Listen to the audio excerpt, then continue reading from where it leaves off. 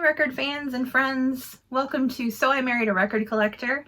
I'm hideelee, and I just welcome you to another segment of our record collection. We're still in the bees, and we might be for a little while more. Just want to give a quick thank you to everyone who watched the previous videos, and thank you for commenting, for subscribing, for letting us know that what we're doing is not completely off base or annoying or anything. But we're really happy to be here, really happy to give you another video. And this week we can also look forward to, we're actually going to sit down and take the time to do an introductory video, probably this weekend, so it might be posted Memorial Day weekend. It might have to wait a little longer. It just depends on what we've got going on. Just a short video to talk about who we are, why we're doing this, where we come from, and who cares, right? So if you happen to see this before that and you have any questions for us, let us know. We're happy to try to answer them as best we can, especially for John, because I'm sure he could answer a lot of questions about record collecting and how it's affected his life and still does. So thanks again for tuning in. And we'll get started with this set of 20 records from my husband's record collection. Okay, our first record in this set is Ronnie Bird, En Public. Assuming that's probably French, I'm guessing. Yeah, I don't know who Ronnie Bird is. I'm guessing maybe En Public might be live, like a live album. I have no idea. He looks like he could be a member of the Byrds or the Yardbirds or any of those kind of mod bands back in the day. This is a, yeah, definitely French release, mono. Trying to see if maybe he does any familiar songs that I'm familiar with, but yeah, I don't see any on here. Yeah, and all the information about him on the back's in French too, so I'd have to look up to translate that one. Here we have Ronnie Bird, En Public, which I guess means live. French pop star, recorded French language versions of a bunch of British and American hits. I picked this one up in particular because he does The Who's Legal Matter with French lyrics. Don't ask me to pronounce French, but it's like Ne t'en fas pas pour Ronnie. But he also does the Knickerbockers' Lies, what's known here as Cheese.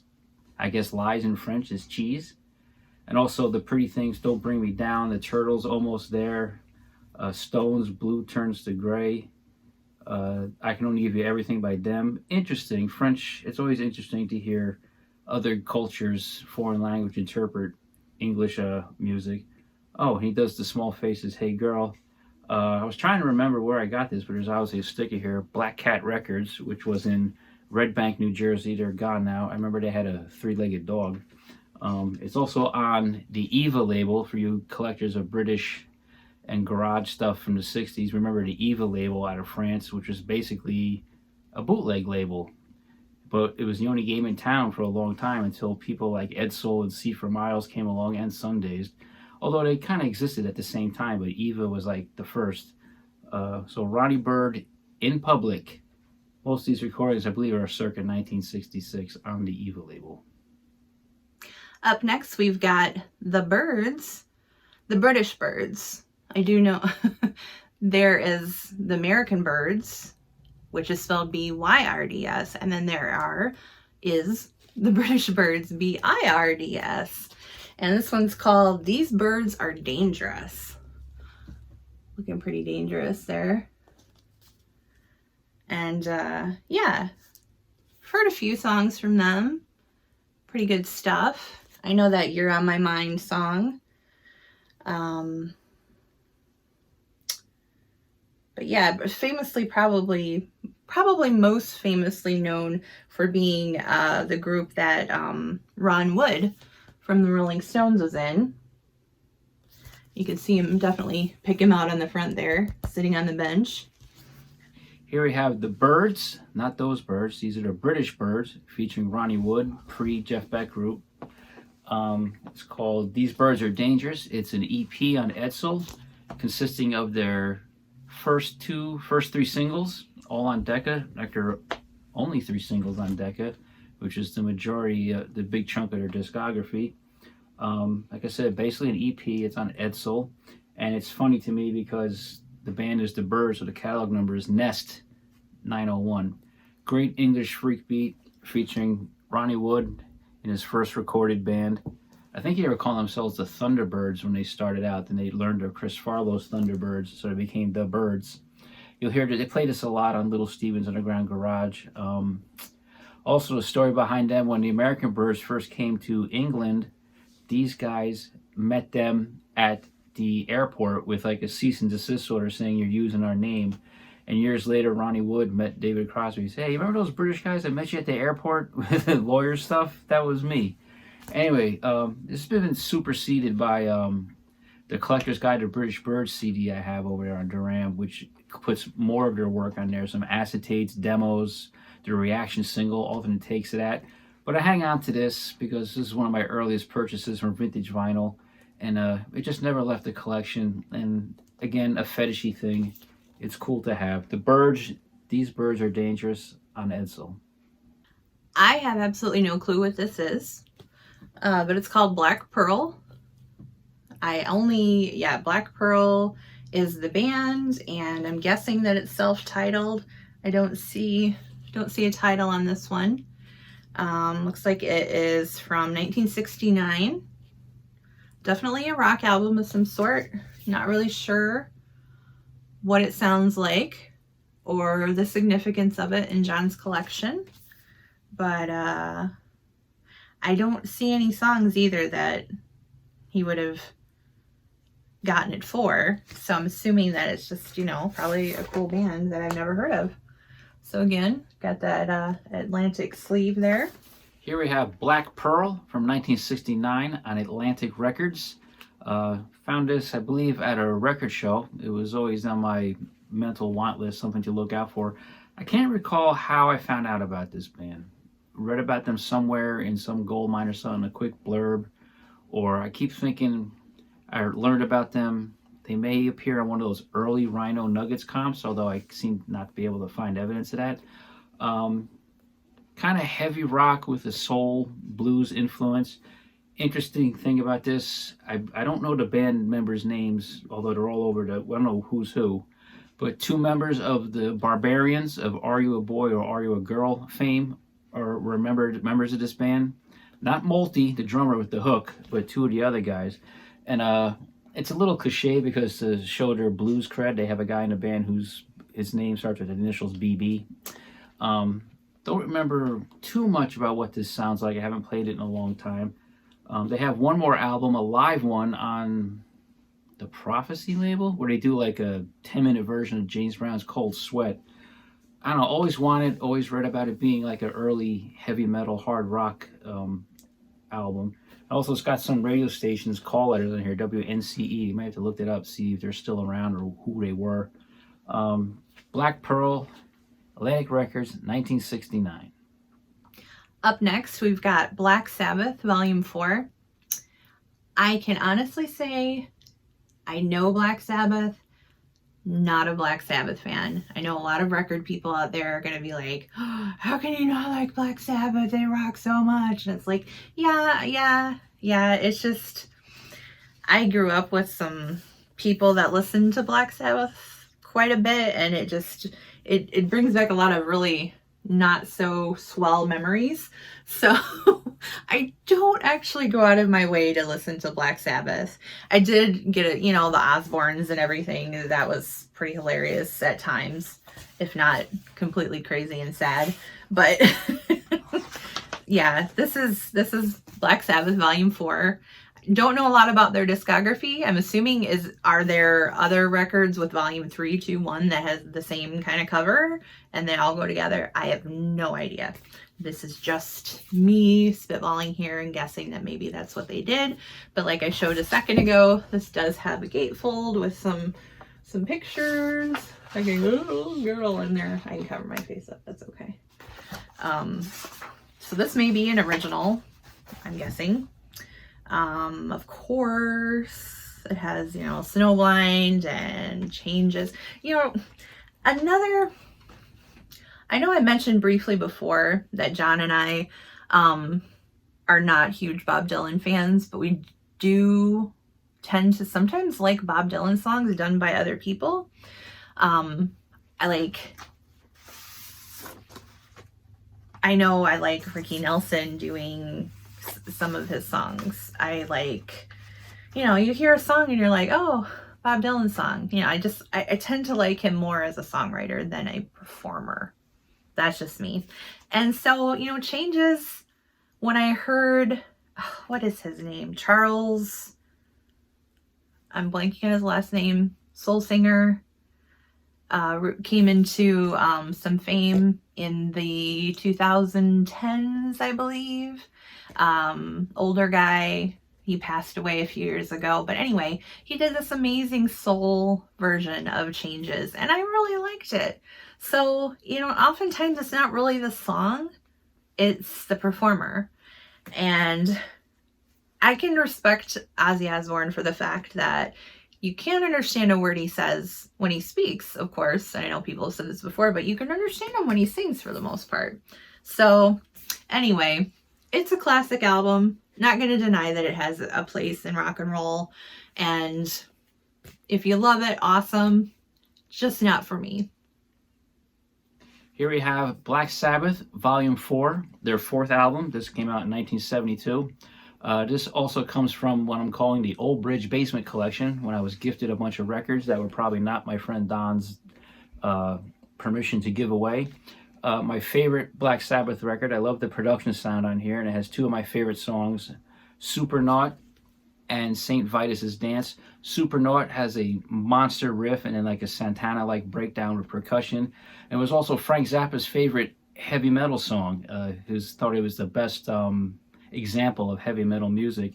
And sometime around the tour for this album, Zappa appeared at Madison Square Garden, and he was going to get up and play with them, but he was a little bit against it because he couldn't get a rehearsal. They had like a mini stack set up for him, but he did introduce the band. I have his introduction on a very poorly sounding bootleg over there, where he has to make excuses because at the show there was problems with Tony Iommi's guitar and he was delayed, and Frank was sent out to tell the crowd. But he introduces them as that rockin' teenage combo, Black Sabbath. This is original, has the booklet inside with pictures, a few pictures.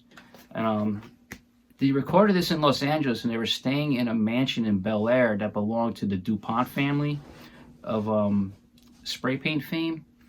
And they always played pranks on the drummer Bill Ward. When he was sleeping, they found a bunch of spray paint in the garage or shed, and they started coating Bill with gold paint until someone pointed out to him, you're going to suffocate him if you don't leave his skin open somewhere. Just like there's a story about at the end of a session, Tony Iommi just turned to Bill Ward and said, Bill, can I set you on fire? And Bill's like, nah, go ahead, and like set fire to his shoes or something. Bill Ward's own mom would yell at the other guys in Sabbath, stop picking on my boy. He was just like the guy they teased in the band a lot. Anyway, Black Sabbath, Volume 4, 1972, Warner Brothers Records. Charles Bradley. That's what I was thinking of on that last one. Did a great version of Changes. So, there you go. Moving on now. Up next, we've got Hal Blaine, the drummer man, doing deuces, teas, roadsters, and drums. So it's Hal Blaine, the drummer man, and the Young Cougars. I've heard of Hal Blaine, session guy on a lot of 60s albums. This is from 1963 on RCA. He does, trying to see if I don't know any of these songs, so I'm guessing these might be all originals. But it's a kind of a cool cover. I know John loves drums and anything having to do with car culture from the 60s. So this is probably a really, that's probably the reason why he has this record. But that's what Mr. Hal Blaine in the back, looking very dapper. Here we have Hal Blaine's Deuces, Teas, Roasters, and Drums. 4 of my favorite things. His 1963 album on RCA Victor is credited to Hal Blaine, the drummer man, and the Young Cougars. Well, I'm sure most of you know Hal Blaine is the legendary session drummer with the Wrecking Crew, but he made some records of his own. This was made to, I guess, cash in or appeal to the hot rod crowd. It's all instrumentals, so of course I bought it because I dig old hot rods and I dig drums and stuff. Believe I got this. I'm not quite sure where I got this. I either got it at Izzy's while I was working there, or I found it at Tommy's store. Not very expensive. I also have the CD on Sundays, which adds more tracks, some singles from that time. Pretty good hot rod based instrumentals, with titles like Pop the Shoe, Gear Change, Gear Stripper, Big T, Drum Breaks, who was Mr. Eliminator, but I don't think that's the same song as the Dick Dale track. Let's just check that, just to be nerdy. No, it's a Hal Blaine, David Gates instrumental, but pretty decent studio recording, studio band of hot rod music. Hal Blaine, the drummer man, and the Young Cougars. I don't know where that comes from. Deuces, Teas, Roasters, and Drums. Up next, we've got Blue Cheer with Blue Cheer. I'm guessing that's the title of this album. Don't know much about Blue Cheer besides Summertime Blues. And this does not have Summertime Blues on them from what I can see. But John really loves them. And I guess maybe I should check them out a little bit because Summertime Blues is a great song. I love the way The Who did it. So, and these are the originators. Blue Cheer, their self-titled 4th album, originally released on Philips. This is an exact reissue on the Karma label out of Italy. Again, what I've read is semi-quasi-legit. Their 4th album, much different than what you know from the hits from their very first album. Their first 2 albums are prime examples of early hard rock, heavy metal, acid rock. 3rd album, which we'll see soon, has one side of hard rock and the other side of more different rock. By this time, the only original member left from the original trio is bassist Dickie Peterson, and a lot different. Like I said, a lot different from the heavy metal Blue Cheer. I remember reading a big article about Blue Cheer in Relics magazine, which is like a Deadhead magazine, and I picked it up because there was an article about Blue Cheer, an article about Love, and I remember it kind of annoyed me how they downplayed the first 2 albums, which are great, like I said, great heavy psych metal, and said the later Blue Cheer albums are better because they're more in tune with what was going on in the city, in San Francisco. And I was like, bleh. But there's still some quality tracks in here. Doesn't really float my boat all the way. I think the most well-known song here is The Fool, which was a single. They also cover Hello L.A., Bye Bye Birmingham, the Bonnie Bramlett Delaney song. I remember there's one track in here, Saturday Freedom. Basically sounds like Spencer Davis Group's I'm a Man. Not a bad record. Like I said, much more mellow than Summertime Blues and all that. But worthy of your attention. Blue Cheer, self-titled, originally on Philips in '69. This is the reissue on a Karma out of Italy. Our next record is another one by Blue Cheer called New, Improved. So maybe is this their second album? I don't know. New, Improved. Did they improve on their previous albums? Don't know. Haven't listened to this one. Get the back cover here. And the photos. Blue Cheer, New and Improved. And I believe when I was pulling these off the shelf back there, for some reason, and I know John will elaborate, he has another. So he's got two Blue Cheer, New and Improved. Maybe I noticed this one looks like it's the top's kind of cut off there, and this one has more of a even margin. So I don't know John to be that particular about his record collecting, but there has to be a reason why he has 2 copies of this. Other than that, I mean, what's interesting when I compare the two, though, is the fonts. And yes, I'm a complete nerd for noticing this, but the fonts are different if you look at the back.